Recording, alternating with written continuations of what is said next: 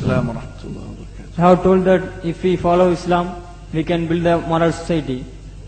You see, we have 54 Islamic countries.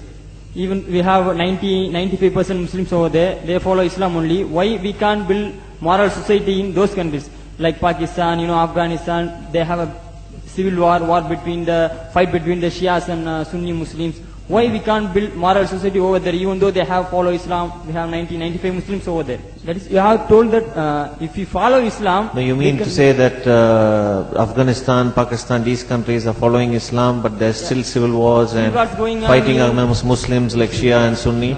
Why you are asking? We can't build moral society over there, even though we have 90%, 95 Muslims over there? First of all, Pakistan is not following Islam. Are you joking? I'm saying not Pakistan, we have 90% Muslim. Muslim means follow Islam. But Muslim, what Muslim? What Muslim? I remember 15 years ago, it's not today and I heard it's worse, 15 years ago I remember going to a wedding in Pakistan. A wedding where men and women were mixing freely.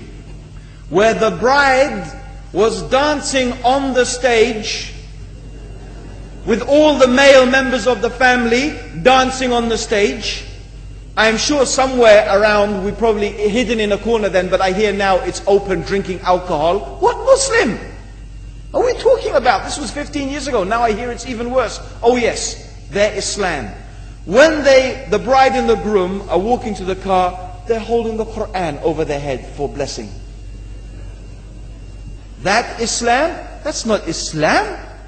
What Islam is that? That's exactly the thing I'm talking about.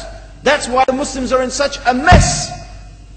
Because of this nonsense, this hypocrisy, actually they are insulting the Quran by doing that.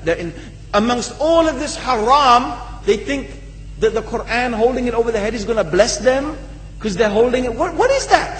Where did they get this from? So, I don't know what we're talking about. In fact, this is the problem. You see, the Muslim world itself is so far from Islam. So many you find here in India. Well, I know it's not a Muslim country, but there are lots of Muslims here.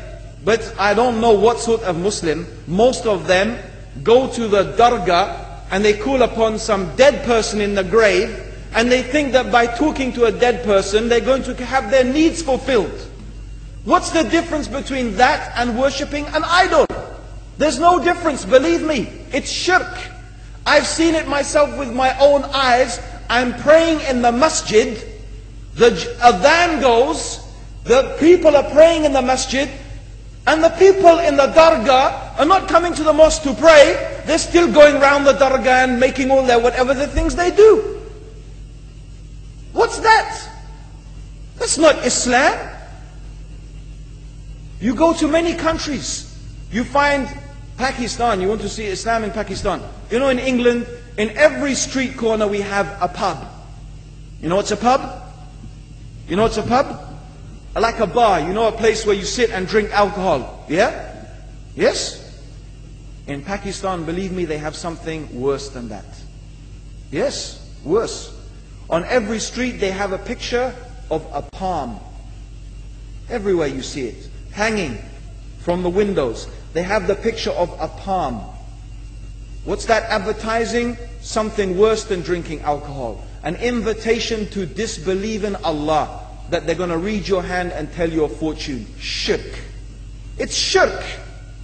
Whoever believed, the Prophet said, sallallahu alaihi wasallam, whoever visits a fortune teller out of curiosity, Allah will not accept their prayers for 40 days.